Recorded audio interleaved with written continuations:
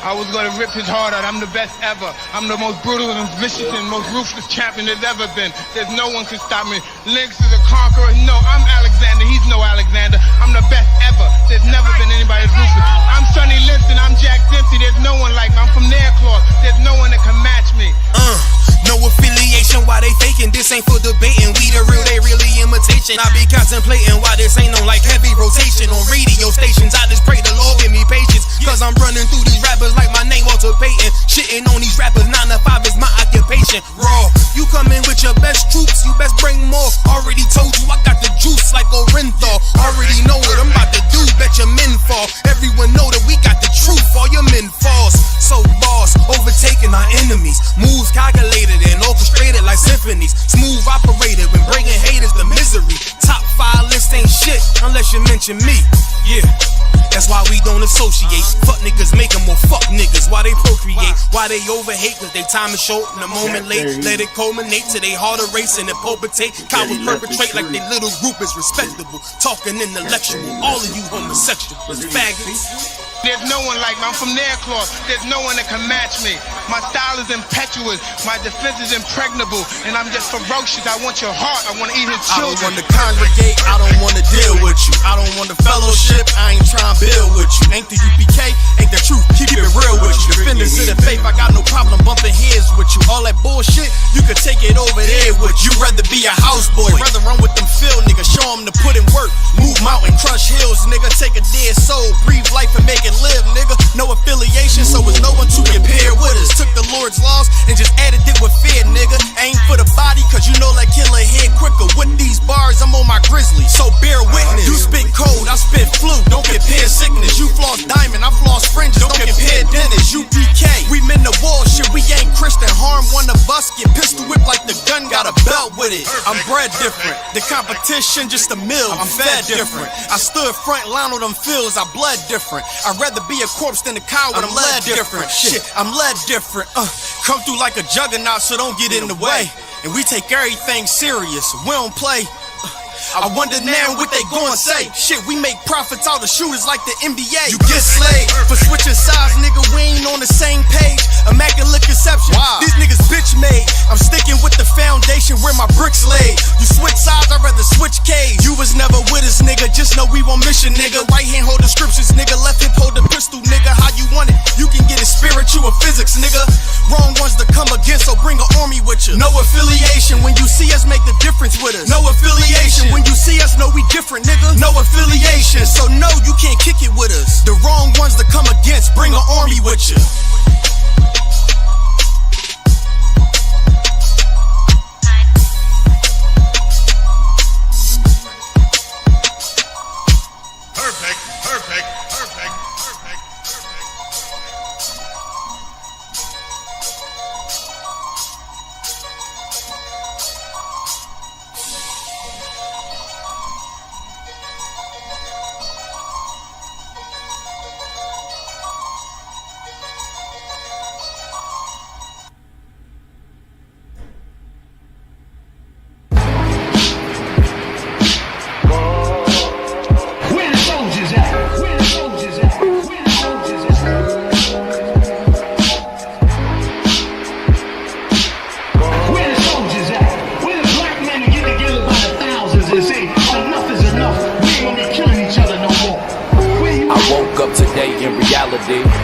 Looking at my people and the casualties, misunderstood for having some morality, but my people there in spirituality, Lord knows. Just a young Hebrew from Killer, California. Used to thug in the streets with no sense of order. Used to love to press the line, even test the water, and almost lost my life from slanging and hanging on that corner. I learned to cut the grass so I could see the snakes. I had to decipher between the real and fake. And nowadays all these niggas do is hate. Treat you like a bitch, sit back and try to manipulate. Yeah, that's why I got it on my own too. You see me rockin' with the Hebrews. UPK is how we do. Stand for the Lord, the mother niggas is see-through. Where the soldiers at? Where the soldiers at? Where the soldiers at? Wake your game up, my nigga. Ain't no time for this shit. I know you sitting back thinking that life is a bitch. Yes, my nigga, I understand. My nigga, for the cane, this for the cane. It's safe to say we curse today, trying to find another way, but all they do is take away, trying to pray the fake away while trying to find a safer way. Eat so we can face to face, please Lord save the day, cause everybody at my job always got some shit to say. You might think this shit is crazy, but I deal with this every day, knowing that we paved the way. I had it up to here today, listen to this shit to say, make me wanna catch this case or even if they face away. But I know what them scriptures say, we gon' wait on judgment day, thinking it ain't coming, thinking the Lord bluffing, waiting on the day it's gonna be hotter than the oven, though they treat me like a slave, wanna see me in the grave. Hate to see a nigga brave, hate to see a nigga brave. It's hard at my job, but I'll be too wide, knowing that this cracker's gon' get it no problem. It's hard at my job, but I'll be too wide, knowing that this cracker's gon' get it no problem.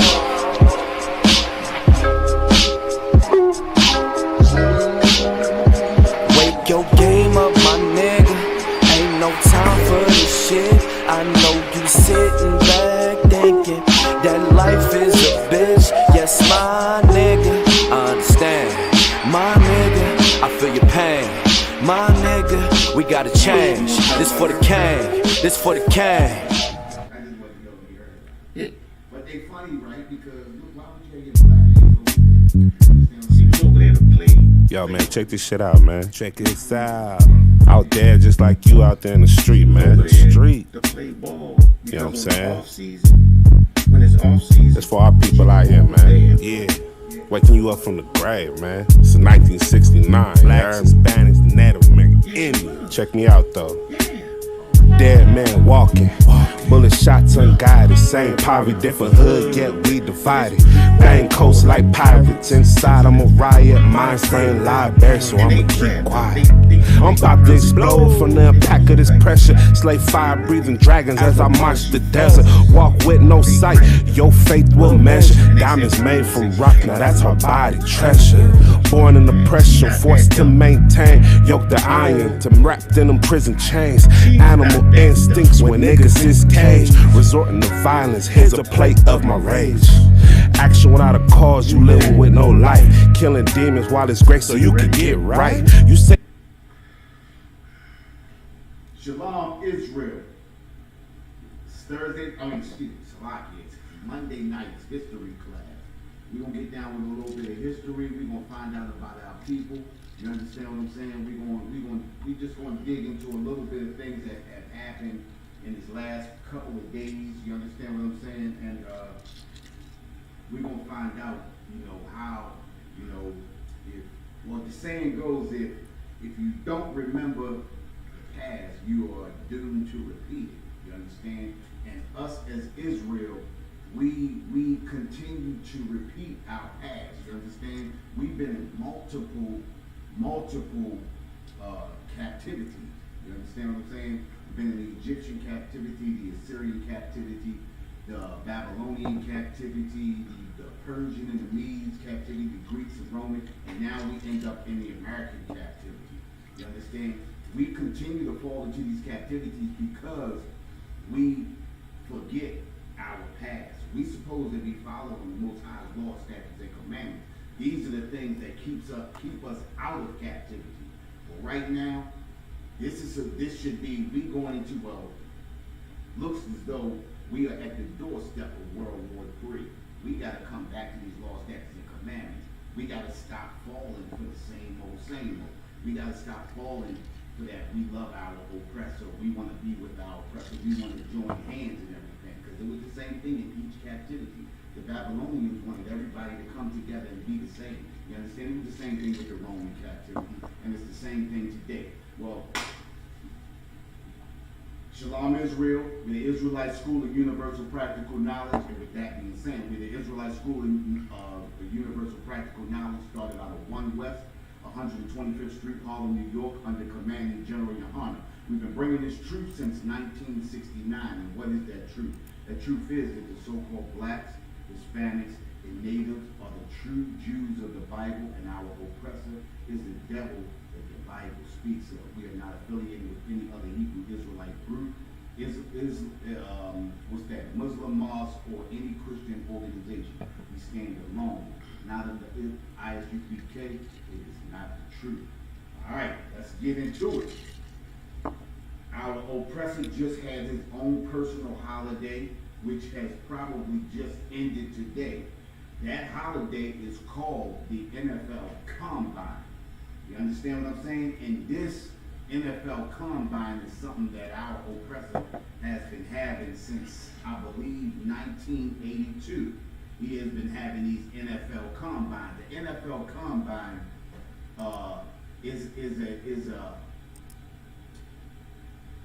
is an operation where our oppressor has our brothers and sisters come in and basically stand up on an auction block. You understand? They get prodded like animals.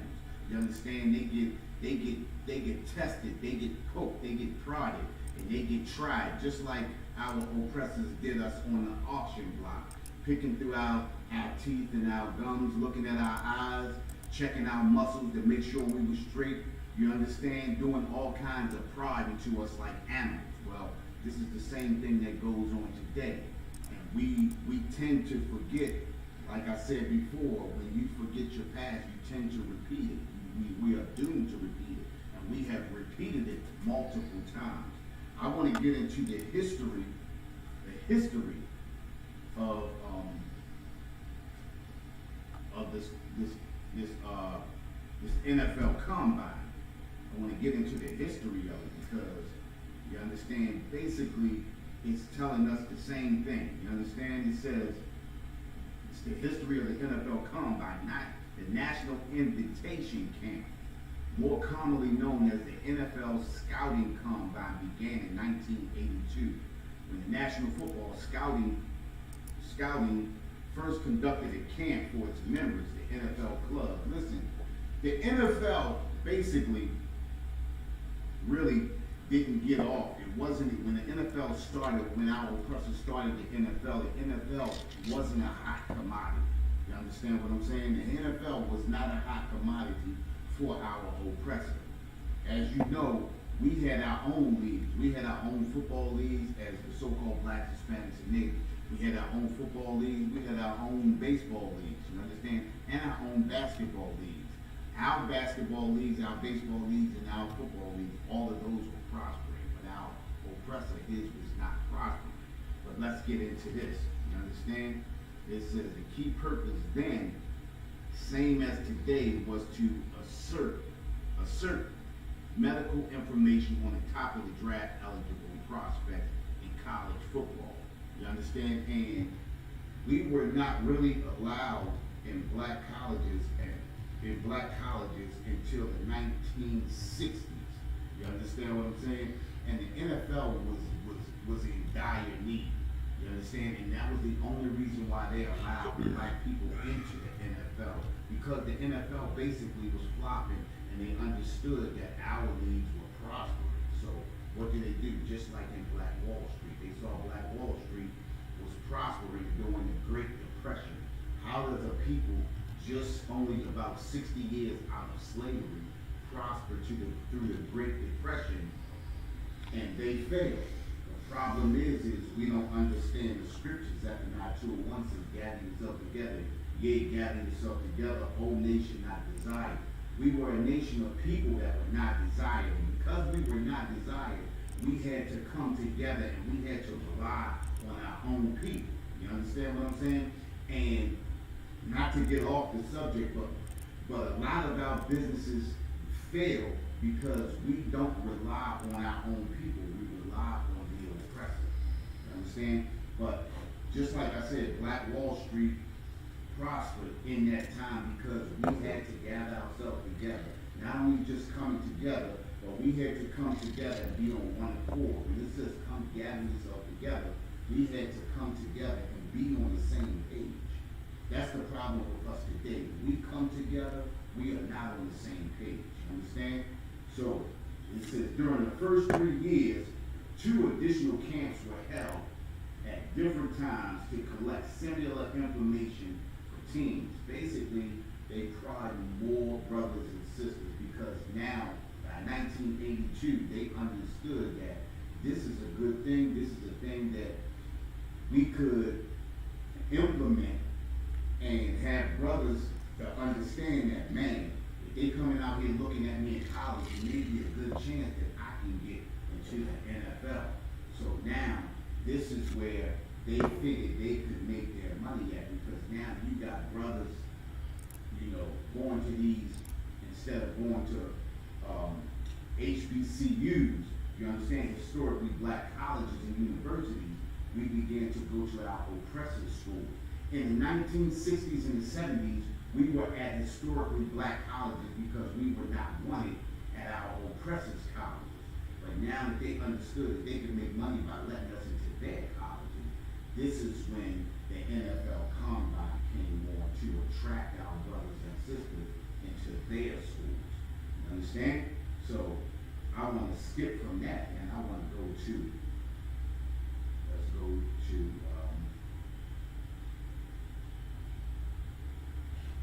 slave inspection.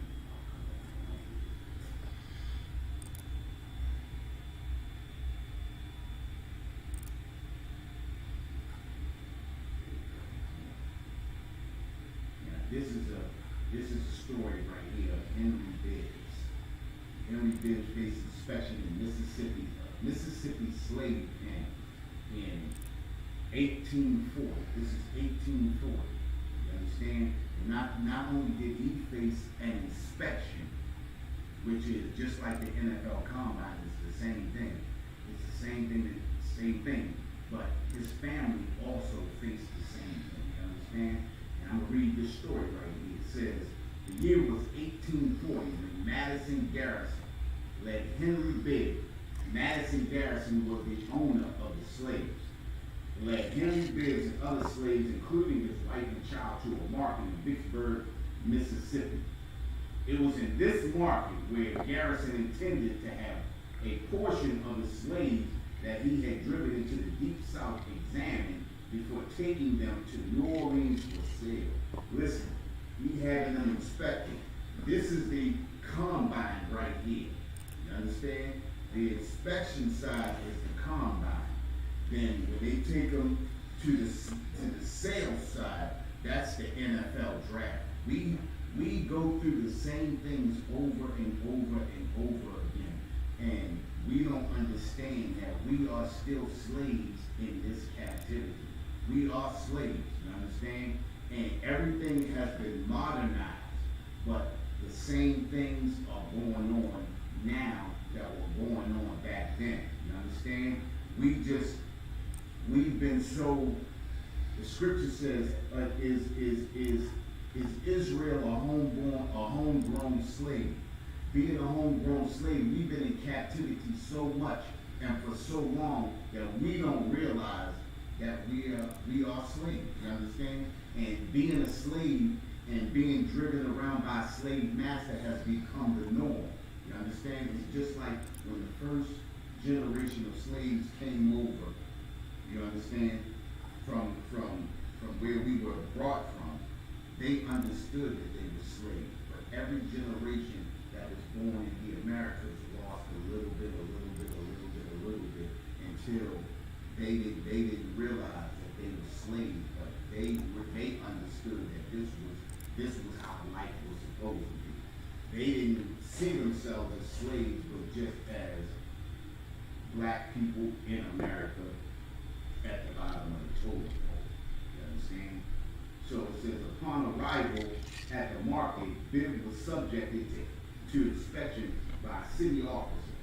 Slave inspections were an important part of the process required to tag an enslaved person with a dollar value. It's the same thing that they do at the NFL Combine.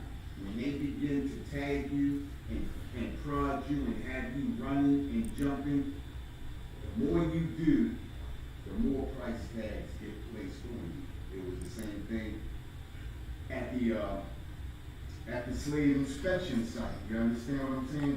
These are the things that we have to understand that we gotta stop falling for. You understand? Our oppressor has only modernized slavery. We are still slaves in this captivity. All right? Let's see. Faces of the slave did not matter. It was the instrumental parts of the slave's bodies that the traders in the markets were interested in, just like at the combine, just like at the draft. You understand? Doesn't matter what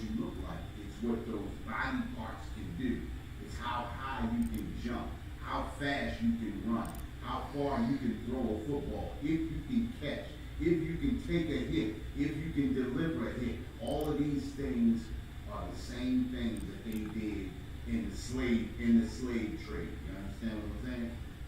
These are all of the things that we went through in the slave inspection. The same things that the brothers go through in this NFL combine were the same things that they went through in the slave inspection. Okay, let's go.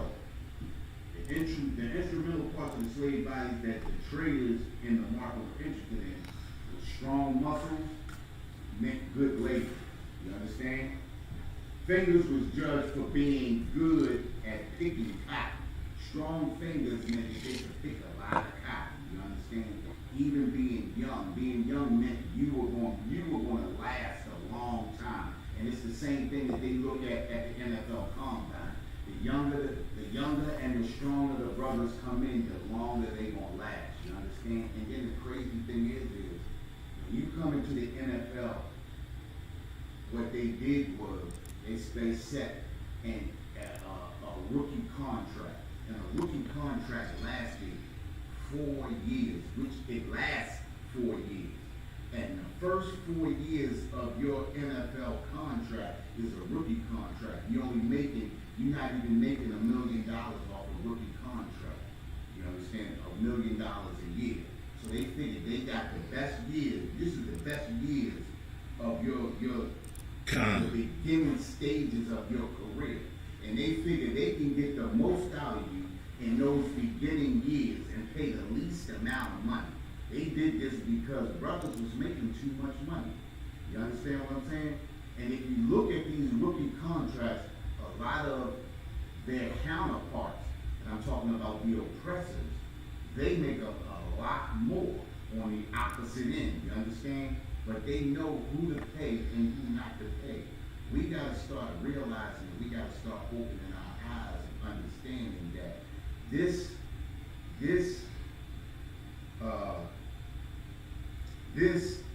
captivity is not our rest. You understand what I'm saying? This is not where we gotta lay back, kick up our feet, and relax. We can't relax in this captivity.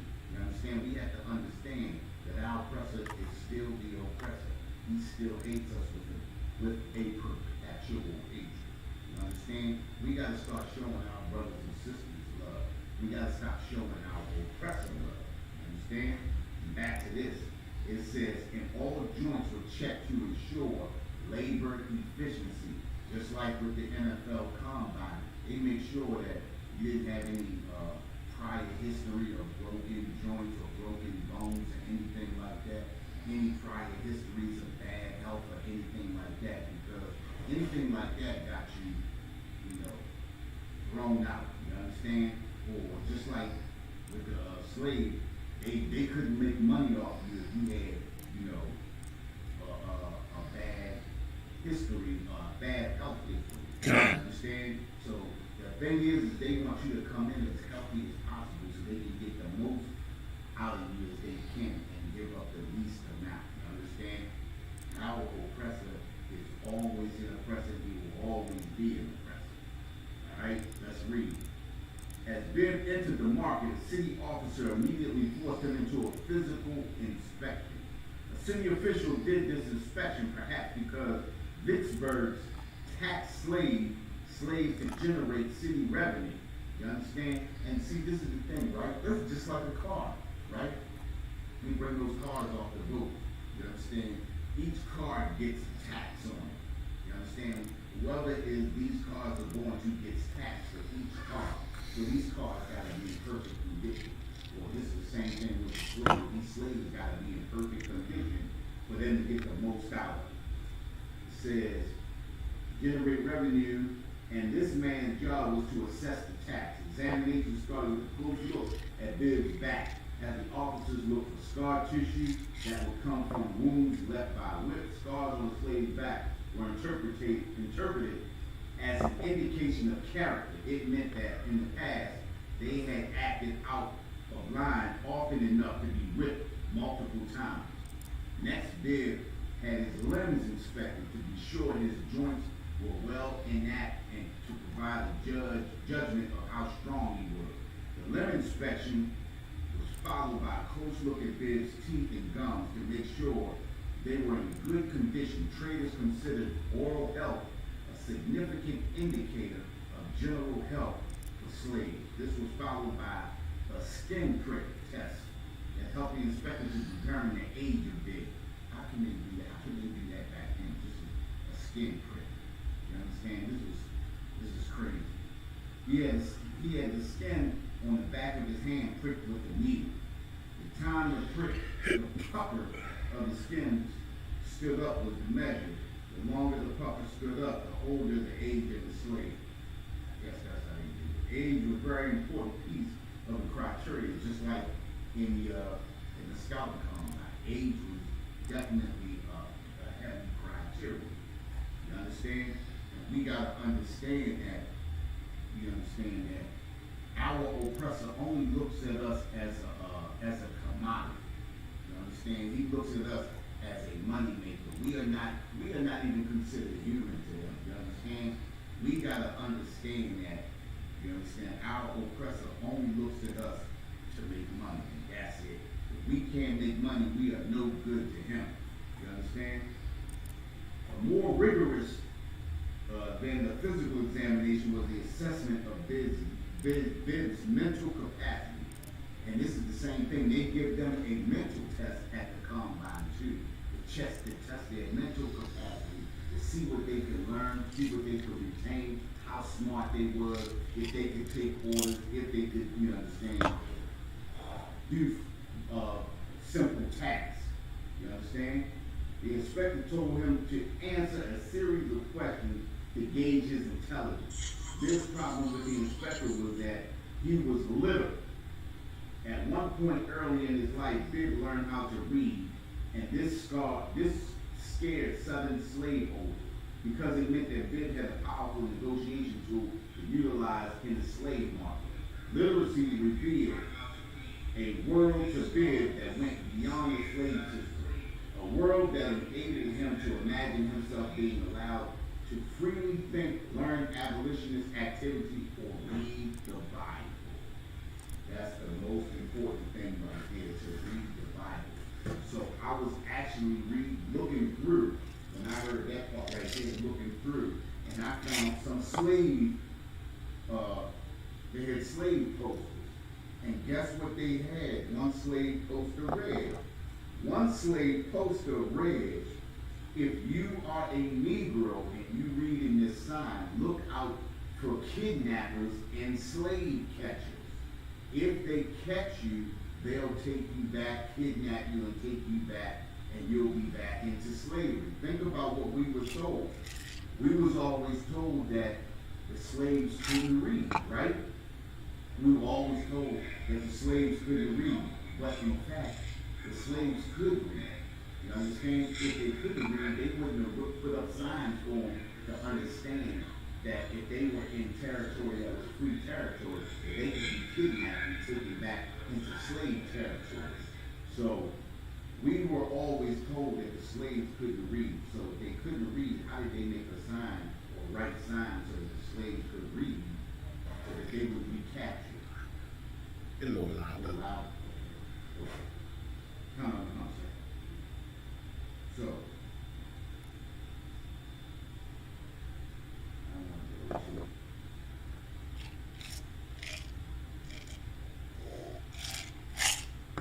transatlantic slave trade, right? Before we go to that, I need to go to Wall Street. All right. A lot of brothers and sisters don't know how Wall Street was started, but the history of Wall Street was actually started from the slave trade. You understand? The whole foundation of Wall Street and what Wall Street is today was started by the slave trade. I want to read it. It says Wall Street is an 8-block long street in the financial district of Lower Manhattan in New York City. It runs between Broad. That's a lot, yes, sir.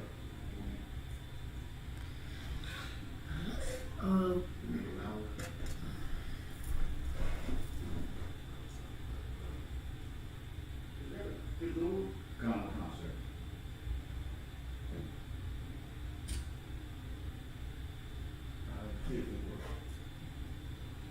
it on.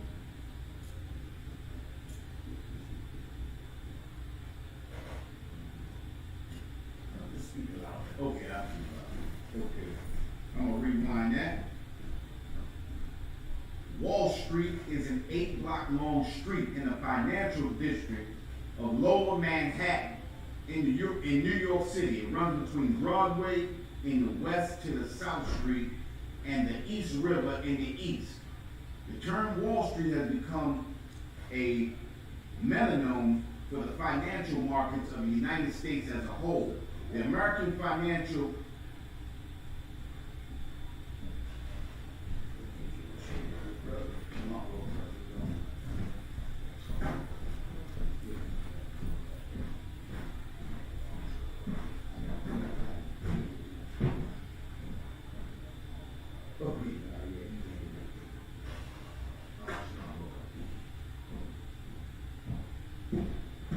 What's going on, bro?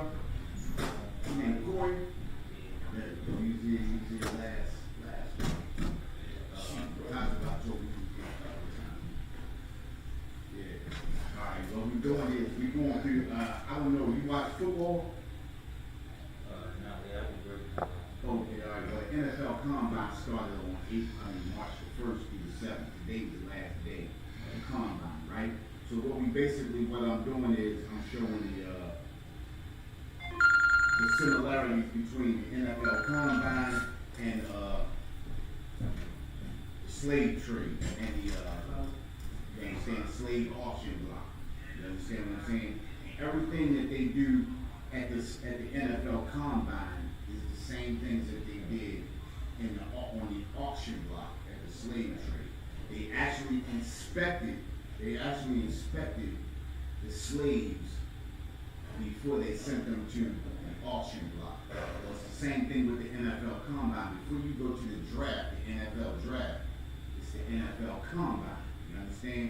That's where, like, when they put you on that, when they bring you in for the inspection as a slave, they prodded you, saw how big the muscles were, seeing how strong you was and all that. It's the same thing they do with the NFL Combine. You understand what I'm saying? So what I'm doing now is showing the similarities. And right now what I'm doing is I'm reading this Wall Street because this is actually how Wall Street, the financial district of Wall Street, got started. It got started actually by slaves. Slaves was actually the first commodity on Wall Street, and then everything else broke off from there. Slaves was the first thing, pork bellies, cotton, sugar cane, all of that came after. But slaves was actually the first commodity sold on Wall Street. All right, with that, let me finish this article. So, all right, the article says, Wall Street is an 8-block long street in the financial district of Lower Manhattan. And let me know if you got any questions, Tim. In the Lower Manhattan, New York City, it runs between Broadway in the west to the South Street and the East River in the east. The term Wall Street has become a metonym for the financial markets of the United States as a whole. The American financial service industry, New York-based financial interest, or the financial district itself. Wall Street was originally known in Dutch as the Wallstrom when it was a part of the New Amsterdam in the 17th century. Remember, in the beginning stages of America, multiple countries owned, parts of America. You understand? You had France, you had New Amsterdam, you had the Dutch, you had all of them. Everybody had a hand in it. America just fought off everybody and took over everything. You understand? Though the origins of the name vary, an actual wall existed on the street from 1685 to 1699.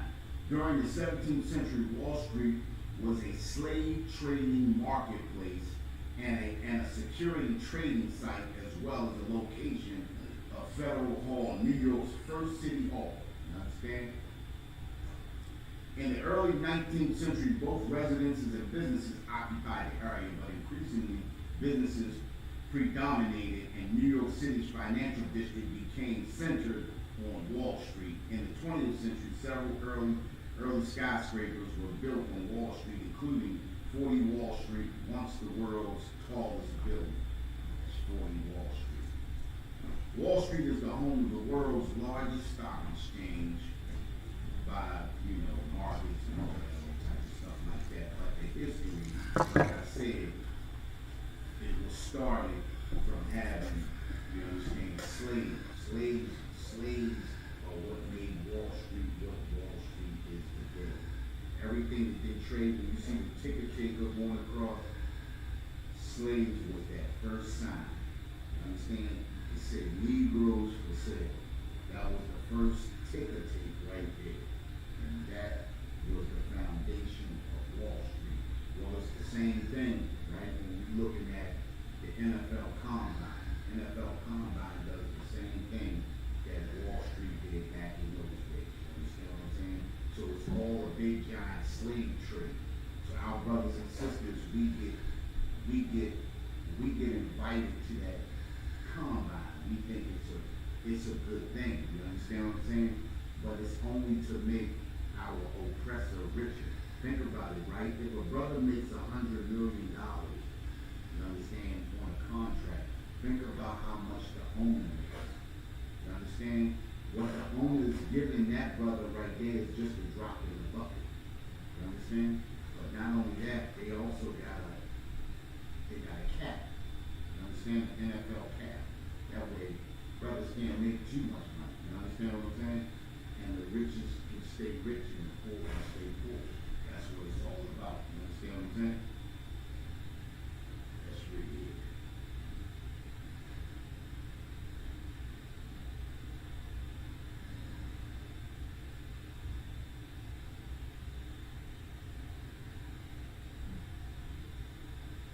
One explanation maintained that Wall Street was named after Wallens, the Dutch name for Wallen being wall, among the first settlers that embarked on the ship Netherland in 1624, where 30 Wallen families were left. You understand? I want to jump. Yeah, right here. Slavery was introduced to Manhattan in 1626, but it was not until December 13, 1711, that the New York City Common Council made Wall Street the first city official slave market for the sale and rental of enslaved Africans and Indians. Think about it, right? It said Africans and Indians. They enslaved both African, blacks, Hispanics, and natives. You understand what I'm saying? Everybody, when we talk about slavery, we always think about so-called Negro, right? We don't really understand that slavery included the so-called blacks, Hispanics, and natives. And that's the reason why here in the ISUPK, Israelite School University of Practical Knowledge, we always stress that we are the so-called blacks, Hispanics, and natives. You understand? We all are one family. You understand? We are the true biblical Jews of the Bible. You understand? Just like in your family, everybody doesn't look the same, right? Sometimes you have some characteristics or some similarities, but then you got family members that look nothing alike, right?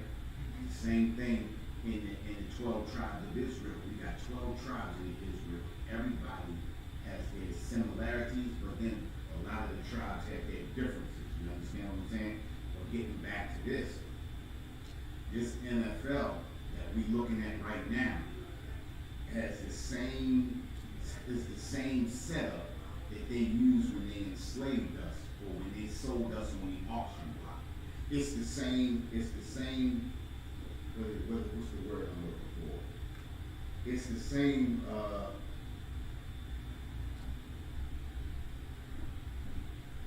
formula. You understand? It's the same formula. Nothing is different about it. The only thing is it's more lights, glamour, and glitter. That's all. You understand? At the end of the day, think about a brother that's making $50 million, like a Colin Kaepernick. As soon as he says something about his people or how we being treated, he gets, boom, excommunicated, he gets blacklisted, and then what happens? He loses all his endorsements. You understand what I'm saying? They control everything, just like with the slave trade. You might go to a nice plantation, but you still will get treated like a slave because that's what you are. You might go to a nice team, but you still will get treated like a slave, which you are. You understand what I'm saying? This is just the similarities, like, and we was talking in the beginning, the line that I used in the beginning, if we don't remember our history, basically we do to repeat it. That's the same, and it's true. Like I said, we've been through multiple captivities because we forget our history. We forget, like I said in the beginning, we forget about the law, statutes, and commandments. We forget about following the Most High. You understand? So let's get back to it. I want to pull up the transatlantic slave trade, right? Here we go.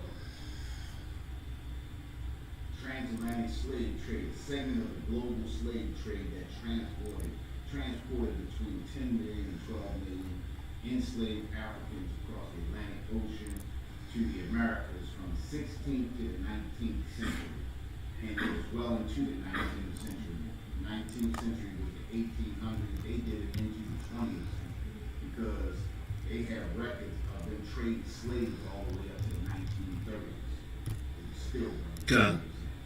You understand? So a lot of this history, you really got to dig to find out the true history. You know, it was the second of three stages of so-called triangular trade, and they like to switch things up, the triangular trade, just like they're trying to call it the migration, transatlantic migration. You understand? So when they call it the transatlantic migration, they'll call it long enough the transatlantic migration that by the time your children get older, they won't even have heard of the transatlantic slave trade. It's going to be the migration, like we came over here willingly. You understand what I'm saying? And that's another thing that they did. A lot of the propaganda that they put out, we got to watch out for that too. In which arms, textiles, wine were shipped from Europe to Africa, enslaved people from Africa to Americas, and sugar and coffee from the Americas to Europe. We also would like to call us Africans, right? But we also got to learn a lot more about our own history. Our own history, I don't want to get too far off, but our own history is when Jerusalem was overrun by the Romans in 70 AD, and we were forced to go down into the western parts of Africa, you know, and that's where it's said over a million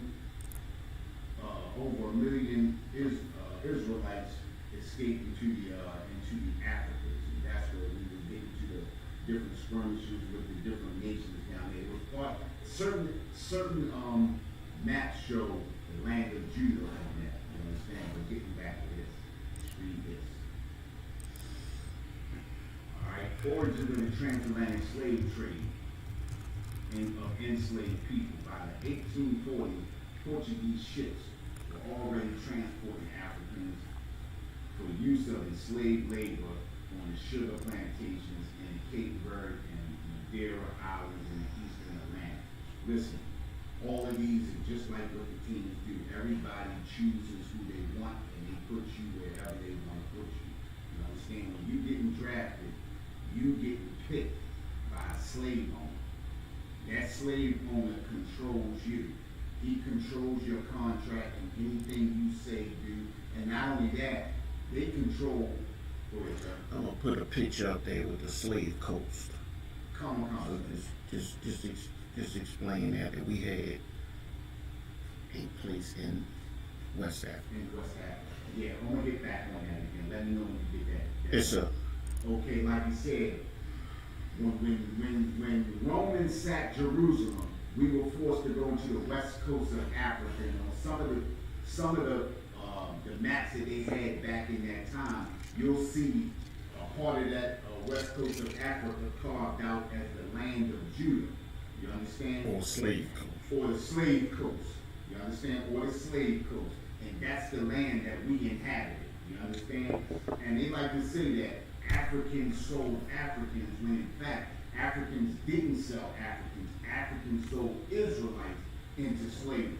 You understand? Think about this though, right? If you had people that you lived around, you understand? And somebody came in and took some land that belonged to you or that you inhabited at one time.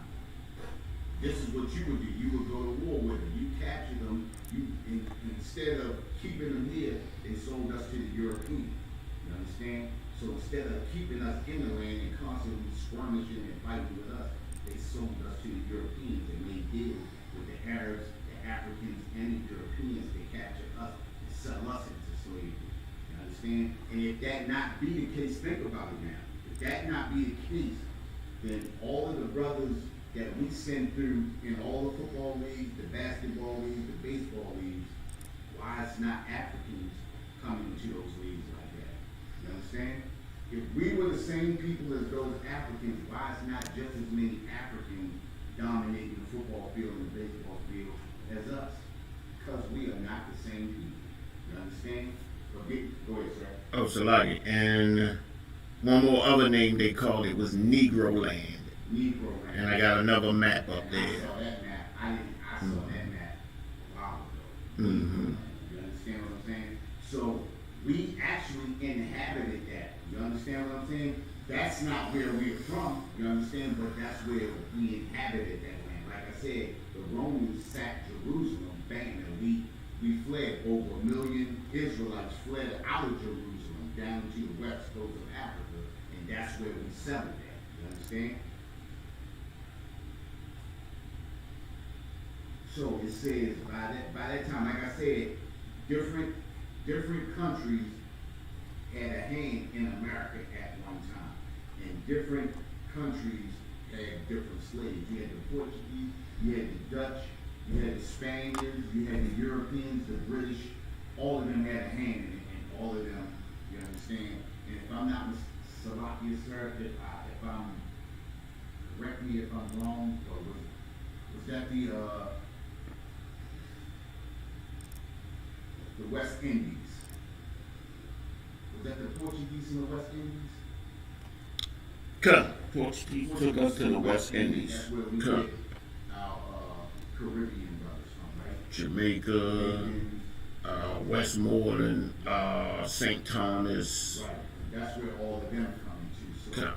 they took different, they took certain slaves to different places, and that's why we got our brothers and sisters are from all the ends of the earth. You understand? That's why you can find brothers, just like you might find a couple of brothers and sisters, just like we were talking about the sister that got caught up in Russia earlier.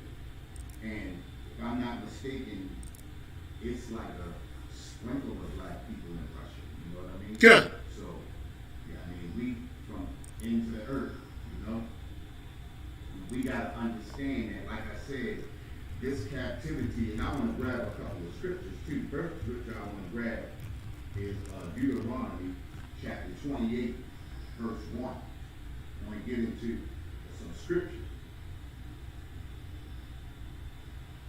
We got into the one scripture, we got into Zephaniah 2 and 1. We hit that already. We need to gather ourselves together because we got to understand that every nation on this earth that is not our nation is against us. You understand? None of these nations on this earth have our best means at hand. You understand? They are not looking out for our best interests. You understand? So we gotta come together. We gotta bring ourselves together. We gotta be on the same page. We gotta be on the same accord. You understand? And that's the only thing that's going to help our people today. A lot of the groups that came together in the 50s, the 60s, and the 70s, into the 80s and the 90s, a lot of these groups, none of these groups worked out because they were not on the same accord. People can come together and have an idea about something but not be on the same accord. But here in the ISUPK, we're on the same accord. We think it's one. That's the reason why we call one West, we one body. Go ahead. The book of Deuteronomy 28 and verse 1. And it shall come to pass, if thou shalt hearken diligently unto the voice of the Lord thy God. It says, if thou shalt hearken diligently unto the voice of the Lord thy God, if we will listen, if we will hearken unto the voice of the Lord thy God, go ahead. to observe and to do all his commandments which I command thee this day. It says to do all his commandments, not some, not a little, not half, not most of them, but all his commandments. And we have to understand that none of these commandments are grievous. You understand? All of these commandments we can follow. You understand? Go ahead. I command thee this day that the Lord thy God will set thee on high above all nations of the earth.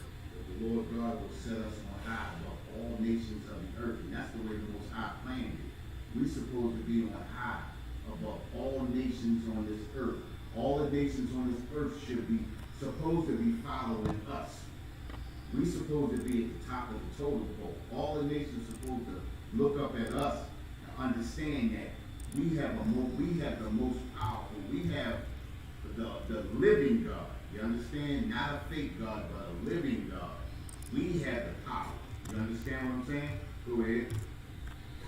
Deuteronomy 28 and verse 2. And all these blessings shall come on thee and overtake thee, if thou shalt hearken unto the voice of the Lord thy God. Go ahead. Blessed shalt thou be in the city, and blessed shalt thou be in the field. Blessed shalt thou be in the city, and blessed shalt thou be in the field. Look at our brothers and sisters right now. Look at us in the city. We're being destroyed. We're being destroyed because we're not following what the Most High said. But if we follow what he says, we will be blessed in the city. Go ahead. Blessed shall be the fruit of thy body. Blessed shall be the fruit of thy body. What is the fruit of thy body? The fruit of thy body is our children. You understand? Our children will be blessed if we follow the Most High. You understand? But we keep falling into the customs and culture of our enemy. You understand? And the Most High lets us know that these people are our enemy. If they are not of the 12 tribes of Israel, they are our enemy, regardless of who they are. You understand? Go ahead. Go ahead. What you got? And the fruit of thy ground. Not only you just saying that they are the 12 tribes, or they the 12 tribes and following the truth and living in the truth, or it's just if they the 12 tribes. Say that again. You said they're not the 12 tribes, they are our enemy. Yeah, exactly. That They means not 12 tribes. They are enemies. See these 12 tribes right here? even if they follow, if they're not in the truth. Even if they're not in the truth, that's our family. Okay. You understand? And this is the reason why we get out there on the streets, because a lot of our brothers and sisters are not in the truth. You understand? At one point in time, I was on the other side of that line. You understand? I wasn't in the truth until I heard the brothers say it. You understand? Until the brothers caught my ear. And then I had to come find out, like, let me hear what they talking about. You understand? Oh, we the 12 tribes. Is that what you're talking about? We the real Jews? I gotta hear more about this. You understand? I was on that side, now I'm on this side. And this is the reason why we get out there, because we gotta bring our brothers and sisters into the truth. You understand? We can't just get the truth and just sit on our laws and think we all good. You understand what I'm saying? Once you hear the truth, you gotta go out there and you gotta bring the brothers people, give them that understanding too. Think about, right? Think of if I would have never heard Captain Cesario bring that truth. You understand what I'm saying? Yeah. I wouldn't be here right now. If he would have kept what he found out to himself and wouldn't have been spreading that word, Yeah. I wouldn't be here right now. Right. That would have been selfish of him. That's Just right. like it would be selfish of me not to spread this truth once I found out. You understand what I'm saying? The truth is not to be hidden like a lamp under a bed. We gotta spread that light. You understand what I'm saying? But we gotta bring that truth out to our brothers and sisters that don't know the truth so they can understand. Come on, sir. You understand what I'm saying? Okay. So, like I said, these brothers and sisters on these two chart, this chart right here, these are our brothers and sisters, but they all don't know the truth. So when we go out there on them Fridays and them Saturdays and we speaking out on the streets, we trying to bring our brothers in and get them some understanding. Like I said, Zephaniah 2 and 1 says gather yourself together. The only way we gonna gather ourselves together is if we bring this truth to our brothers and sisters. That's the only way they gonna come in. That's the only way our brothers and sisters gonna get off of these drugs. You understand? That's the only way our brothers and sisters gonna stop murdering each other. You understand what I'm saying? It's not gonna be like an epiphany and all of a sudden it's like, oh, I'm not gonna do this no more. You understand what I'm saying? Brothers and sisters, the only thing that can bring brothers and sisters off of that is the truth. You feel me? All right, let me hit this real quick.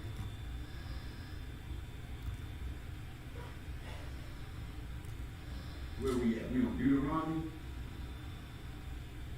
In Deuteronomy 28 and verse 4. Okay, let's drop down to verse 7. Come. Deuteronomy 28 and verse 7. The Lord shall cause thine enemies that rise up against thee to be smitten before thy face. Thou shalt come out against thee one way and flee before thee 7 ways. Hey, listen, it says the Lord shall cause thine enemies that rise up against us. All these nations that come up against us, if we follow the law, statutes, and commandments, the Lord, the Most High, is going to allow them to come in one way and flee 7 ways. You understand? They're going to be fleeing from us if we follow the law, statutes, and commandments. And again, like I said, that's the reason why we go out there and speak to our brothers and sisters. Because our enemies are constantly grinding us into power. We got over 2 million brothers and sisters locked up in the penitentiary alone. You understand what I'm saying? We got brothers and sisters that's out here laying on the street homeless. You understand what I'm saying? This is because of our enemy. This is because of, listen, we in the richest nation in the world. And look at how we living in these devils. You understand? Look at how we on Section 8 and empowered. You understand what I'm saying? Look at the conditions that we live in. Look at the food that we eat. We destroy people. If it wasn't for the Most High being on our side, we would be destroyed right now. There is no nation on this planet that can endure what we endure today and survive like we survive. You understand what I'm saying? There's no nation on this planet that can endure that. That's powerful. Go ahead, sir. And I'm going to add to that real quick. Shalaki, I don't mean to interrupt. But we got black churches and black leaders over here sending money over to the Ukraine. They see their affliction and are moved by the affliction of the Ukrainians. The blonde-eyed, blonde-haired, blue-eyed children. And they're saying they shouldn't live like that. They should not be ostracized from their country and killed and bombed and destroyed and their economy messed up. The children should not be hungry. They should not be refugees. Guess what? America been doing that for years to the Haitians, for years to Panama, to Cuba. They've been putting sanctions on Cuba since the goddamn 60s, man. Cuban babies dying of starvation. You want to talk about affliction? Ukraine looks like Murphy Homes. Every other building burnt out. It looks like flag projects. You understand? It looks like Cherry Hill projects. It looks like Latrobe. It don't look no different than that. When our people was under siege by the goddamn police. You understand? Who locked up all of our relatives, our fathers, and made a crime problem even worse with the dope that they pushed in our communities. But we're supposed to feel empathy for the Ukrainians. I'm going to tell you something. It's the way the oppressor, it's the way white people publish propaganda on their websites and on their news and on their airways. They can only see their humanity. They can't see our humanity or any goddamn body else's, man. You understand? The problem with us is that we see everybody else's humanity and not our own. So we gotta look super closely at what's going on. We got to get through all the propaganda. Number one, we got to have some love for the people who have been hurting for centuries, for ourselves. instead of agreeing with the propaganda and the Stockholm syndrome that we've developed through the centuries of being enslaved by these people, and we start to love who they love and hate who they hate. They hate black people. They hate us. They hate our affliction. They hate us for the affliction that they put on us, the poverty that they gave us. They hate us for it. You understand? Go ahead, priest. I mean, interrupt. That was powerful right there, and I'm glad that you said that, because think about it, right? Right here on the, what's the name? We got the, that's Haitians right here, right? The what? God, wasn't the Haitians refugees? The Haitians right there, right? They was refugees. Remember that? Yeah. Remember the dudes on the horses? The oppressors on the horses was forcing the men to go back, only letting the women and the children through. Nobody said nothing about that.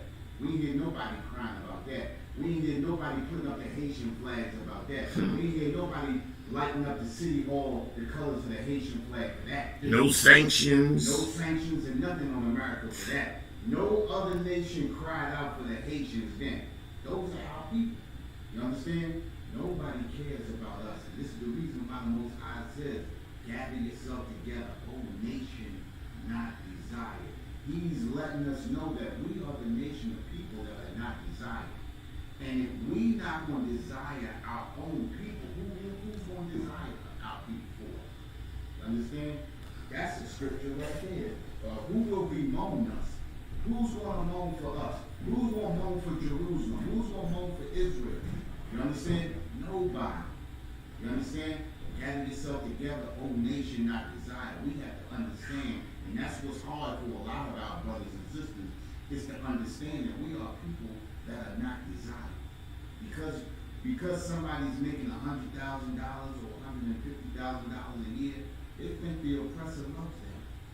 When no, if the oppressor's giving you $150,000 a year, then he's making $150 million a year. You understand what I'm saying? What he's giving you is just a drop in the bucket.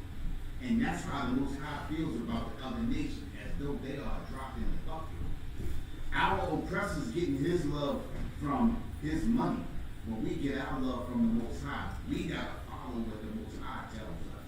The Most High tells us not to mingle, not to intermingle, not to intermarry with them.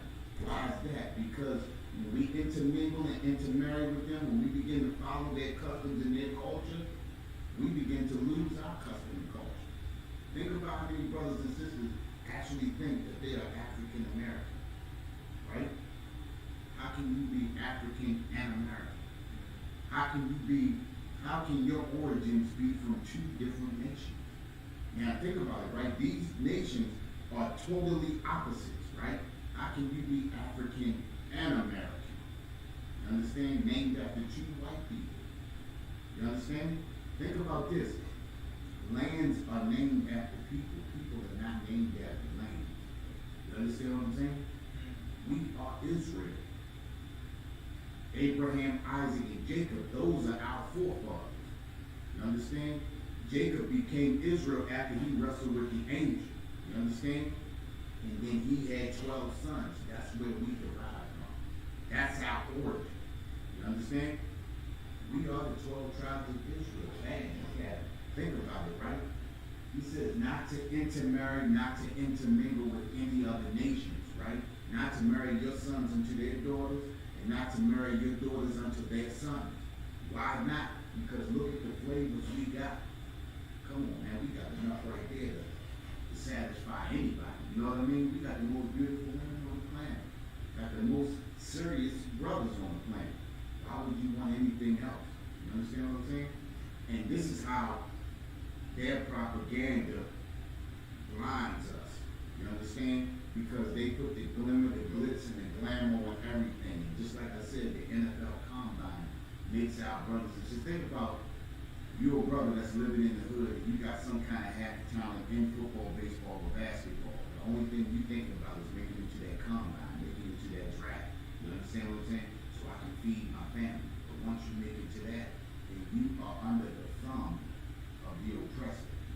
The oppressor tells you what what you can do, what you can't do, what you can think about it, right? A few years ago, those owners of those football teams told them they couldn't kneel, right?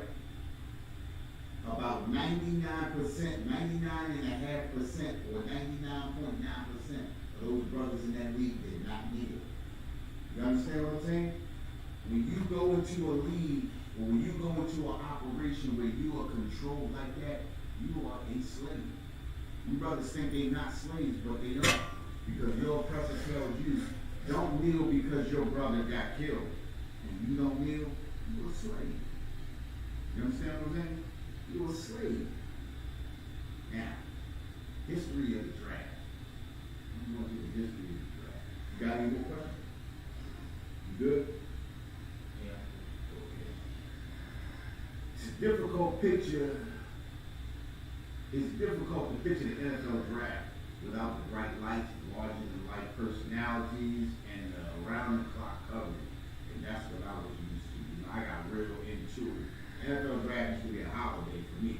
You understand what I'm saying? I used to get my snacks, my beverages. I used to get everything set because I was in the house for 3 days straight watching. You understand what I'm saying? But the history of this thing, you know what I mean, it only became big because of our brothers and sisters. You understand? This thing started off where people didn't even know a draft was happening. In 1934, they was having the NFL, their first NFL draft, and nobody knew the draft was happening. They would only call people and say, look, I'm thinking about drafting. You understand what I'm saying? And then remember, at that time, we had our own leagues. You understand? There wasn't no intermingling the leagues. You understand? They didn't want us, so we had our own. We were on our own, and we did our own thing, and we prospered. You understand? So after the NFL instituted its waiver system in 1934 to allow teams to pick up available players, Philadelphia Eagles co-owner Burt Bell felt that his team was at a disadvantage in signing top players without monetary advantage. You understand? Like I said, this is like right at the end of the Depression. You understand? After they had destroyed Black Wall Street, a lot of the black cities and towns around the country, now this is where they started getting a little bit of money because now our dollars begin to flow into their pockets. You understand what I'm saying? So the NFL draft, it was really meaningless.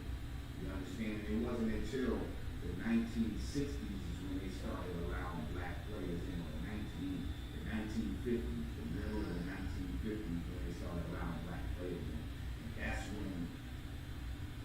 that's when the machine began to start picking up. You understand what I'm saying? So by the 1970s, it was a job little machine. You understand? And then by 1982 is when it really picked up. You understand? And then by the 90s, it was a full-fledged machine by that time. You understand? And we gotta understand that our oppressor's power is in us. Us being on those slave blocks and those slave auctions, we were the cargo, we were the machine that powered the United States. Just like in this NFL. We were to step back, get back into those HBCUs, and start our own league. All it takes is a few brothers to start a league. You understand? All of this money that they got, all they had to do was come together. You understand? And we could separate ourselves, man. We could distinguish. Go ahead, sir. Yeah, the NFL before what's his name? Brown. What's his name? No, what's his name? He was kind of a freedom fighter too. It was OJ. He played for the Browns. Jim Brown played for the Browns. Before them, the NFL, they was just some white cats playing in the mud. Before these phenomenal black running backs grew that brand, they was not making millions of dollars. They was not even making tens of thousands of dollars. It was only because the athletic prowess of black men that it grew that brand to a phenomenal goddamn point where they was able to make tens of millions of billions of dollars, and to this day it has translated into billions. And guess what? The black community has benefited from none of it. We have not gotten businesses, contractor businesses, vendor businesses. We can't even own the hot dog stands in the goddamn stadiums, man. All the contracts for construction, keeping the field, nice and manicured, all of that goes to white corporate contracts. None of that goes to the black community, even though over 70% of the men who are growing the brand are black. There's no ownership whatsoever amongst black people. So the black community don't benefit at all. And not only that, the vast majority of us can't even get a ticket to sit in the front row. God damn, you gotta be what? A rich, disgusting rapper or win some tickets. Win a damn ticket, or be a complete hoe on the pole like It's crazy that you would say that. what's her name? Oh god damn. What's the new rapper's name? You talking about the broad with the hottie sauce. WAP. Like, what's the dude that did WAP? What's the dude that did WAP? I know, Come on, Cardi B. And what's the other or one? Megan Thee Stallion. Megan Thee Stallion. By the way, a stallion is a goddamn man horse. A goddamn male horse. You know what I'm saying? And unless you are a disgusting high-priced hoe, you can't afford to be in the front row of none of that, man. You can't see any of our people, utilize their skills and their talents. You know what I'm saying? It doesn't benefit black people at all. All of it goes to the white community so that they can prosper. God damn, ain't that crazy? What is that? That's slavery. That's slavery. It's crazy that you would see that because guess who they sold the team to? The so-called Arab. Got a football team. You know what I'm saying? So-called Arab got a football team. And we, just like you said, we make up over 70%. They refuse to put a football team in our home. Wow. You see what I'm saying? They let an Arab. The people you were just fighting in open Afghanistan. There you go. 20 years, but you sold them a football team. You know what I mean? In Iraq, Libya, Yemen. There you go. Open businesses in our community. This is the reason why he says, gather yourself together, O nation, I desire. Listen, every nation gathers against us. Even the nations that don't get along with each other, they gather themselves together just long enough to be confederate against us. You understand what I'm saying? Just long enough to be confederate against us. And let's grab that. Psalms 83. Psalms chapter 83. Let's start at that second verse. Okay. Psalms 83. Understand? And this is where a lot of our people get stuck at. Just like this, and it's funny that you would say that too, right? Because we have a real problem with seeing the destruction of our own people. But it's easy for us to pick up the destruction of other people. You understand? And we sympathize with other people before we even think about sympathizing with our own people. You know? You got that? Come on, whenever you ready. Go ahead. The book of Psalms, chapter 83 and verse 2. For lo, thine enemies make a tumult, and they that hate thee have lifted up the head. So thine enemies make a tumult. Listen, whenever we get off, or we start standing up for what we believe in, they make a tumultuous noise. They have an uprising. You understand? Because they want to keep us in our place. Go ahead. Come. Verse 3. They have taken crafty counsel against thy people and consulted against thy hidden They ones. take crafty counsel against us every day. They sit in that United Nations, and even though those nations don't get along, they get along just long enough to make crafty counsel against us, to keep us as a second-class citizen, so that every nation can benefit off of what we do today. There's no nation that does not benefit off of something that we do. Think about it, right? The Chinese come into our neighborhood. They take the bag and they roll out and they go take care of their own people. The Koreans do the same thing. The Arabs own just about all the liquor stores and all of our neighborhoods. The East Indians own all of the goddamn Dunkin' Donuts. You understand what I'm saying? All of these nations come together. They take crafty counsel to come up against us, to keep us as a downtrodden nation of people. They grind us into power. We are ground into power, and every nation benefits off of us. It says they have taken crafty counsel against us. You understand? They come together and they put their heads together to make up a plan. You understand? Our oppressor is a crafty one. Go ahead, you got something? Go on. Nah. Come. We on verse 4. Come. Psalms 83 and verse 4.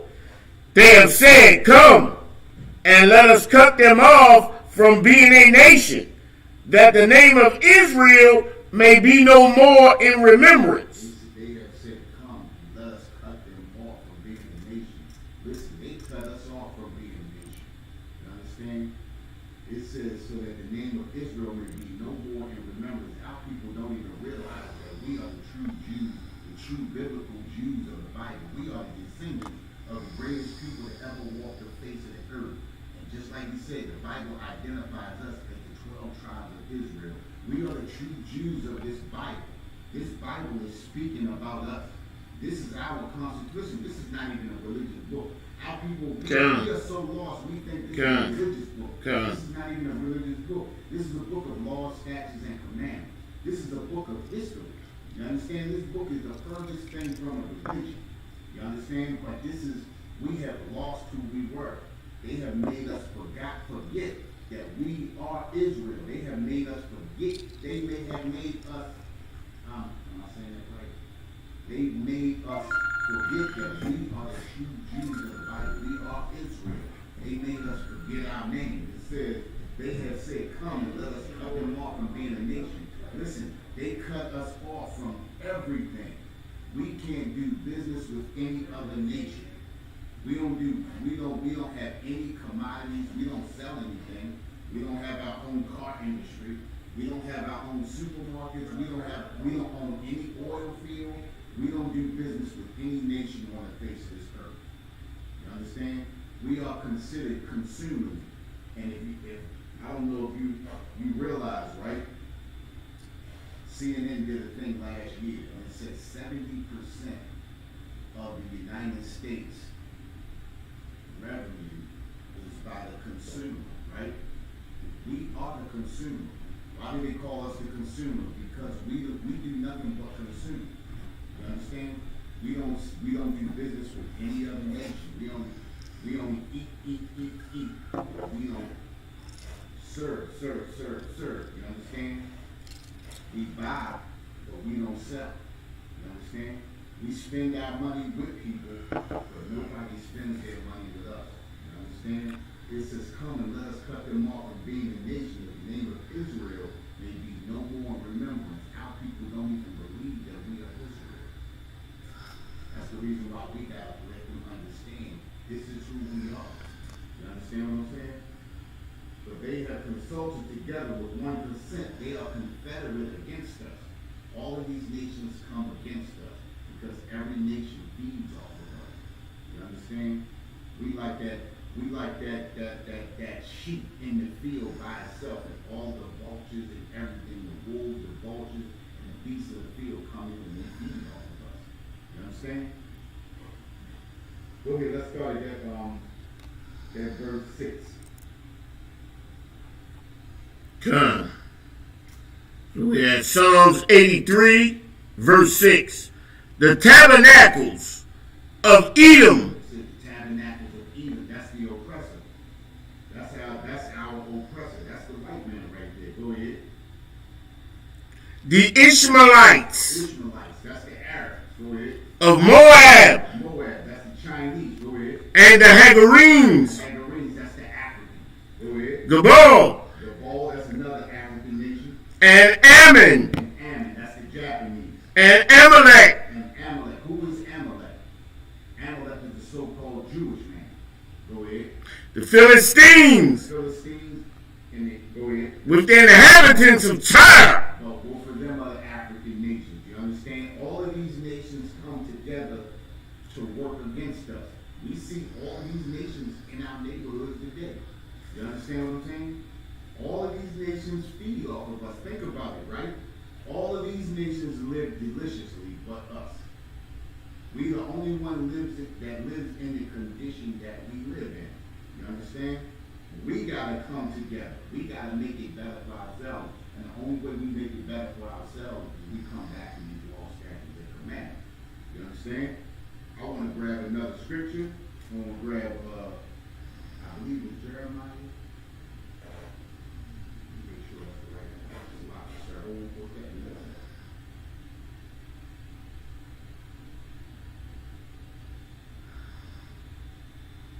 I believe it's Jeremiah chapter,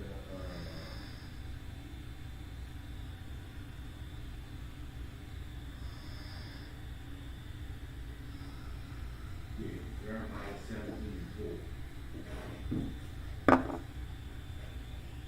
Done. Jeremiah.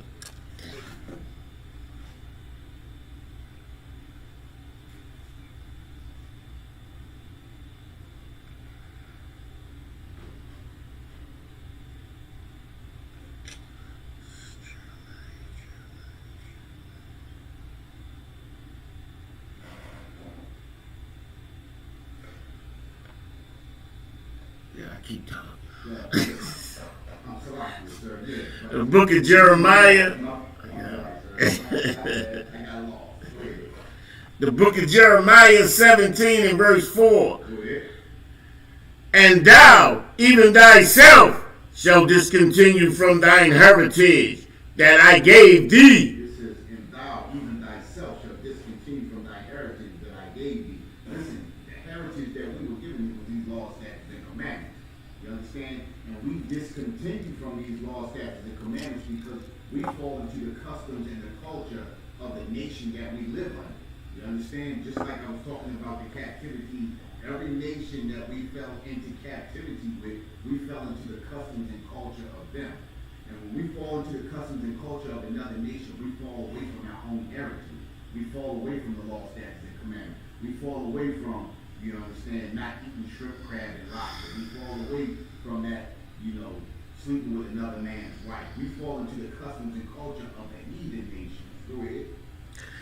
And I will cause thee to serve thine enemies in the land which thou knowest not. He will cause us to serve our enemies in a land which we know not. That's how we got caught up into that slave trade. You understand? That's how we got funneled into the West Indies. You understand? That's how we got funneled into North and South America. That's how we got funneled into Europe and places like that. You understand? Because we decided not to follow without our heritage.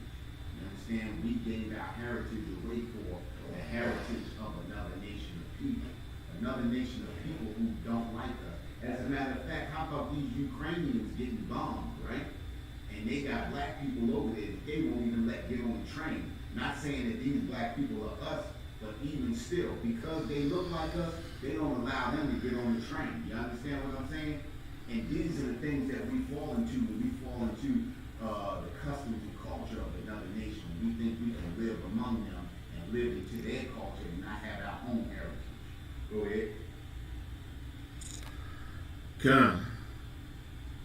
And I will cause thee to serve thine enemies in the land which thou knowest not. For ye have kindled a fire in mine anger which shall burn forever. It says, for ye have kindled a fire in mine Most High is angry with us, upset with us because we decided to follow our oppressors. Because we decided to follow the heathen nation. Because we decided to give our heritage away. You understand? And follow the customs and culture of a nation of people that don't like us. You understand? I'm gonna grab this one more scripture. Give me that Deuteronomy 7 and 3. Come. This is gonna be my last one right here.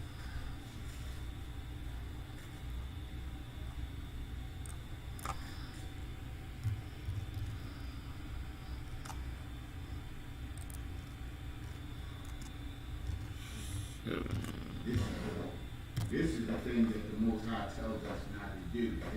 Because we do these things, this is the reason why we give away our customs and culture. We begin to follow other people's gods, other people's, forms of religion and things like that. That's how we fall into Christianity. That's how we fall into Islam. You understand? That's how we fall into Buddhism. Go ahead. The book of Deuteronomy, chapter 7 and verse 3. Neither shalt thou make marriages with them. It says, neither shalt thou make marriages with them. Now, I don't even, go ahead. I'm jumping in here. Go ahead. Thy daughter thou shalt not give unto his son, nor his daughter shalt thou take unto thy son. It says, neither shalt thou make marriages with them. It says, thy daughters unto thou shalt not give to his son, nor his daughter shalt thou take unto thy son. Not to marry and intermingle with other nations. You understand? Not to make marriages with them. But not only that, it's telling us not to make marriages, not to make covenants, not to make contracts with these other nations. Because when we start making contracts and covenants with these other nations, we get locked into falling away from what we should be doing. You understand what I'm saying? Go to that next verse. Okay. Say it.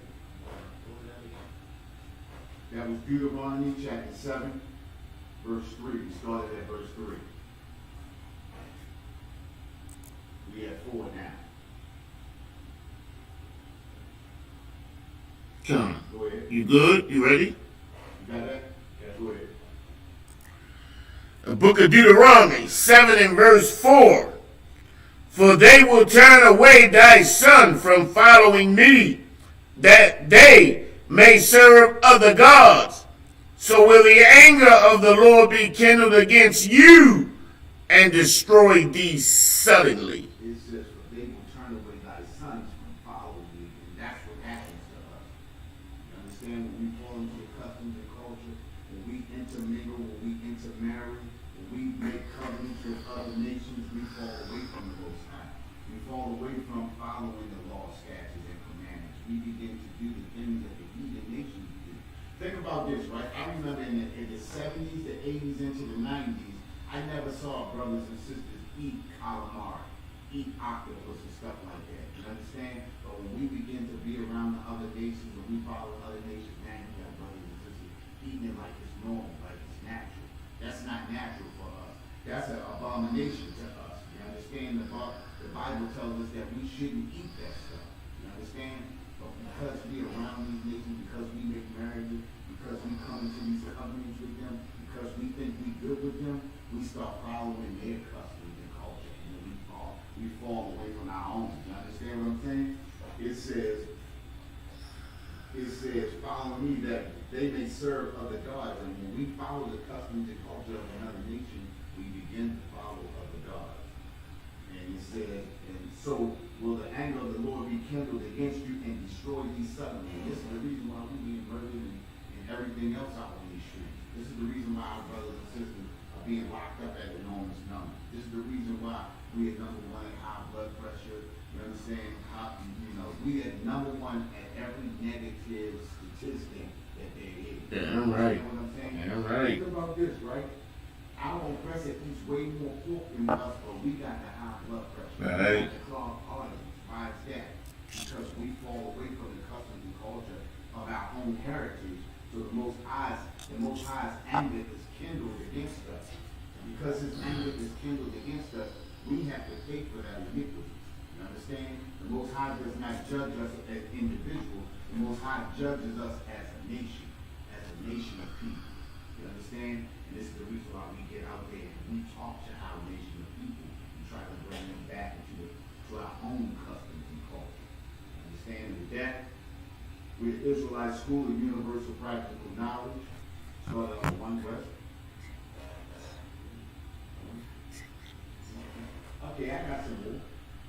Salakia, sir. There you go. Okay. Let's go to Exodus chapter 23, verse 32. Okay. The book of Exodus 23 and verse 32. Come. Thou shalt make no covenant with them, nor with their gods. Thou shalt make no covenant with them, nor their God. And that's the problem with our people.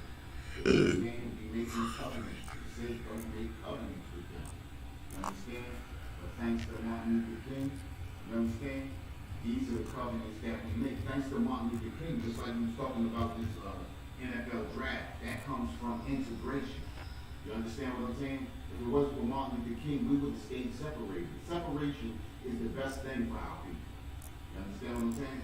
Because when we were separated from them, we prospered. Just like we was talking about Black Wall Street, Senegal Village, and all of these other Rosewood, and all these other cities and towns that we had all across this nation. Our people prospered because the oppressor saw us prospering in his time of need. This is the reason why he destroyed our cities and towns. It says, thou shalt make no covenants with them. We shouldn't make covenants with them. You understand? A handshake is never good with the oppressor. A writing of the script or a writing of the paper or a signing of a document has never held water with the oppressor. You understand what I'm saying? Think about the 177 peace treaties he made with the Native American Indians.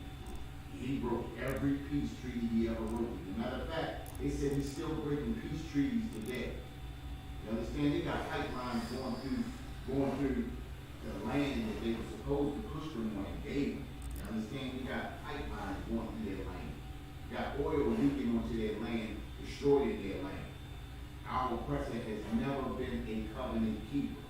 You understand? He's always been a covenant breaker. And we continue to go on and trust in our oppressor. You understand? Go ahead. Nor with their gods. You understand? Who are their gods? Their gods is Islam. You understand? Their gods is Christianity. You understand? Their gods is Egyptology. When we believe in all of that stuff, we fall further and further away from the Most High. You understand? We gotta believe in the Most High. We gotta come back to these laws, statutes, and commandments. This is what keeps us rooted. This is what keeps us grounded. You understand? Egyptology can't keep us grounded. We are not African. You understand? Buddhism can't keep us grounded because we are not Chinese. We are not Asian.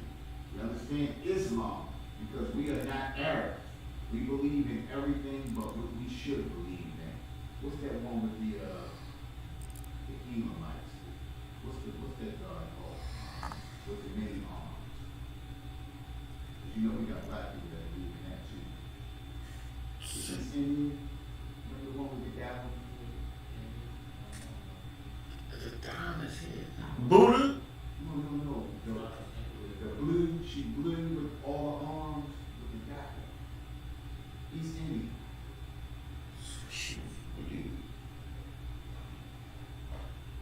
Captain was shocked.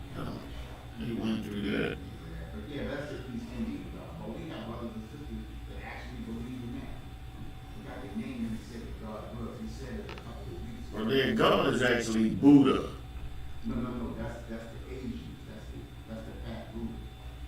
Oh, you're right. Salakia. We're talking about the one with the East Indian with all the arms. Oh, the one that Cardi B posed as. Right. Let me get that for you. Let me get that for you. You understand? And the problem is we believe in every nation's God but our own God.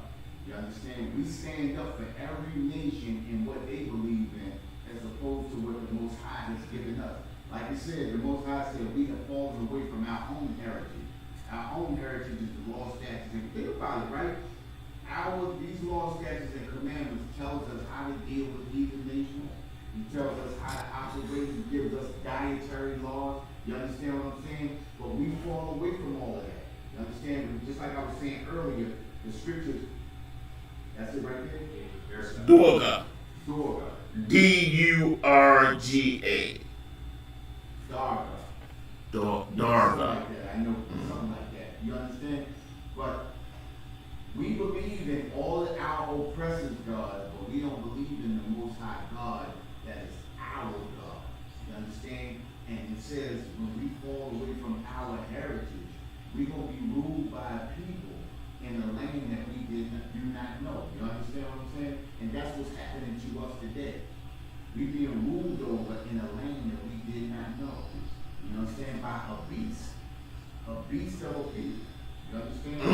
These people cannot do anything for us and refuse. Listen, the scripture said they have a perpetual hatred. What is perpetual hatred? What does perpetual mean? That's an ongoing hatred. Forever. You understand? A forever hatred. That means, listen, that means that regardless of what you do, no matter how much teeth showing and smiling you do and bowing your head and humbling yourself, this nation is always going to hate you. This nation is always going to hate us. You understand what I'm saying? The scriptures say what? The scriptures say, who can make that straight which I have made crooked? And that's the problem with our people.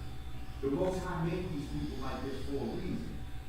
But we want to change what the Most High has already done. We want to see, I know, if I love him long enough, he's going to change his heart about me. He can't change his heart. This is the way the Most High made him. The Most High bent him up and made him crooked like that. You can't straighten him out. You can't make him good. You can't make him love you. As Ecclesiastes 7 and 13. Let's read that. Right, let's get that. Ecclesiastes 7 and 13. Let's go through that. Come on, give me a second. Ecclesiastes. We as a people, because we have a loving heart, you understand? We love every nation but our own. You understand? We show love and patience and kindness with every nation except for our own. And this is the reason why we get walked over by every nation except for us. You understand? We get walked over by every nation. Now we got the Afghans coming in, and they about to have these Ukrainians coming in too. And now they gonna be over top of us too. We're gonna be 5 wrongs down. You understand? We're gonna be on a bottom wrong. Every nation comes in and steps above us. You understand? You got that? Good. Let's read that. The book of Ecclesiastes 7 and verse 13. Consider the work of the Most High. Right, go ahead. For who can make that straight which he have made crooked? It says, consider the work of God. Think about what the Most High has done. You understand? The Most High hung the sun where he hung it at. You understand? He made the atmosphere. He brought the planets into existence. He made this earth the way he made it, with the atmosphere that we can survive in. Think about it. Consider the work of God. Who can make that straight which I have made crooked? You understand that God, the Most High made these people the way he made them for a purpose. You understand? These people are filled with evil. The way the Most High made them, filled with evil. And if he filled them with evil, there's nothing that we can do to take the evil out of them. You understand? But we, not following the law, statutes, and commandments, but following Christianity, believe that if we continue to love this people that hate us, eventually they will love us. But as we can see, we done went all the way through slavery and they still murdering us on the street. There's nothing that we can do to change the hearts of these people. You understand? There's nothing that we can do to make them love us. You understand? The way we love them or the way we show them love. You understand? And who can make that straight which he had made crooked? Nobody can do that. You understand? But because we have that love in our heart, we need to take that love that we show in our oppressor and we need to show it to our own brothers and sisters. We need to show that love to Haitians that's at the border. We need to show that love to our brothers and sisters, the Hispanics that they got locked up in cages. You understand what I'm saying? That's what we need to do. And with that, we're the Israelite School of Universal Practical Knowledge, started out at 1 West 125th Street, Harlem, New York, under commanding General Your Honor. We've been bringing this truth since 1969. What is that truth? That truth is that the so-called blacks, Hispanics, and natives are the descendants of the greatest people that ever walked the face of this earth, and the Bible identifies us as the 12 tribes of Israel. We are the true Jews of the Bible, and our oppressors devil in the Bible speaks of. Now I'm pass the class over to Priest Officer Kawan Kalak.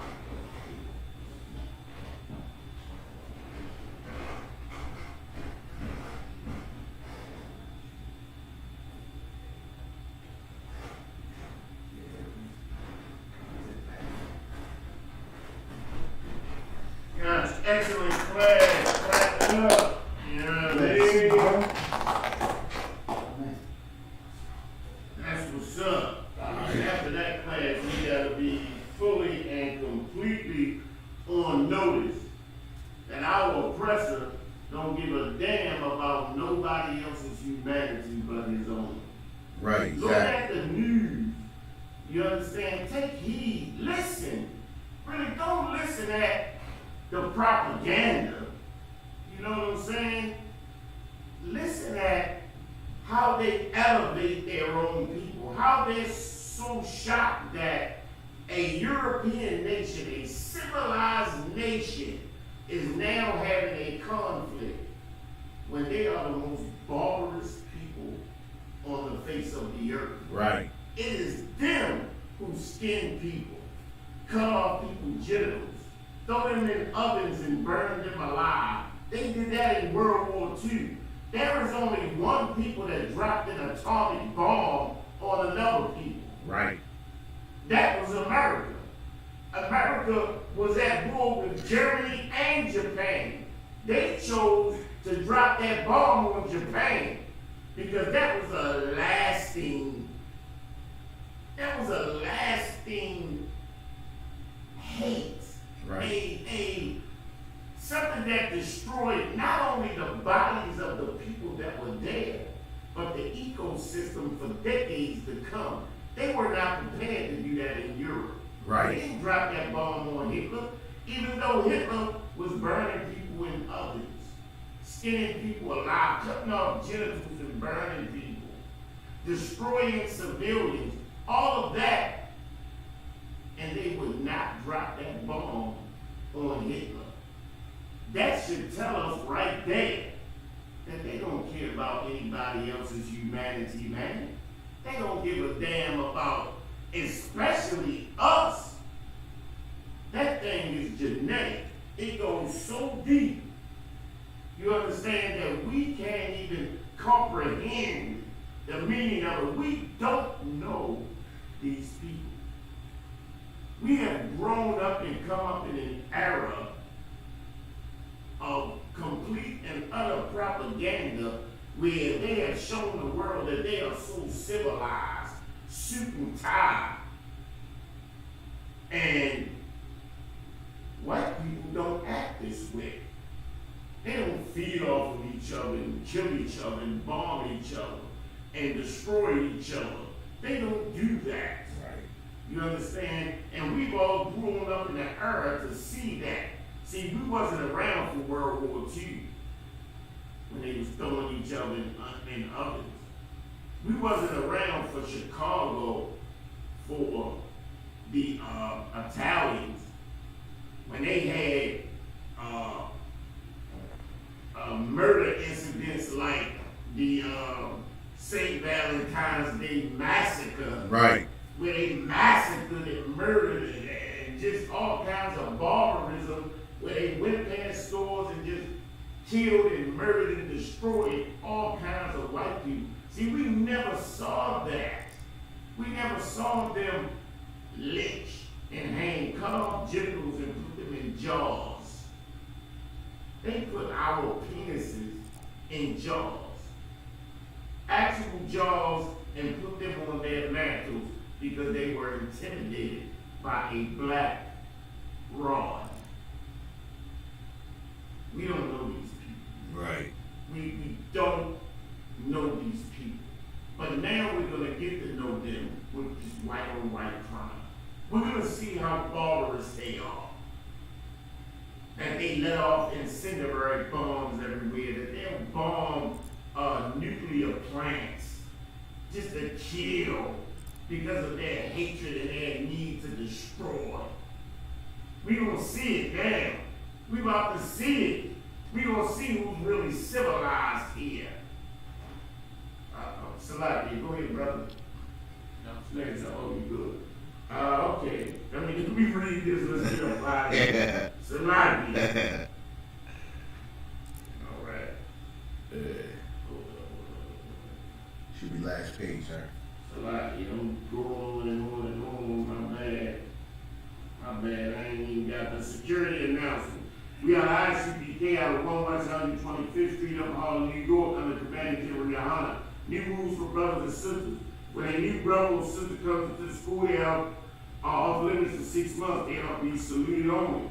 They are here to shed themselves of the world.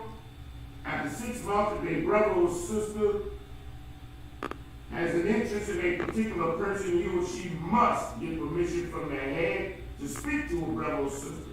There is another 6 months in which a brother or sister will court each other. After this 6 month period, the brother or sister will get permission from the head to marry, tithes, which is a commandment.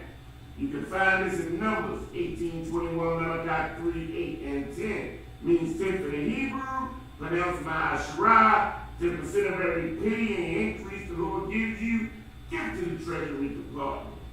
You understand? Priest fund, free will offering for priests. Not mandatory whatsoever amount you would like to give on the upcoming Holy Congregation. The Passover is coming up. Get your Passover together. Get your funds together. Get things together. It is law that you attend the Passover, man. You understand? It's very important, extremely important. Right. For our success against our enemy. Our success in intriguing the Lord to destroy our enemies. This is real. This is an event. Every brother needs to be there. Get it together.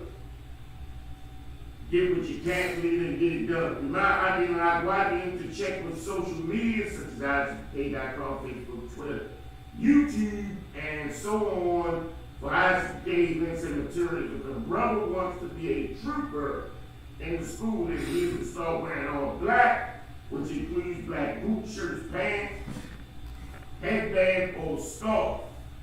And with that, we're going to give a courtesy salute to the teacher, well-deserved, men of Israel, Imagine Shabbat, Imagine, bruh, Yahweh Shimei Shabbat, How about you now, Shabbat? Yazimantah,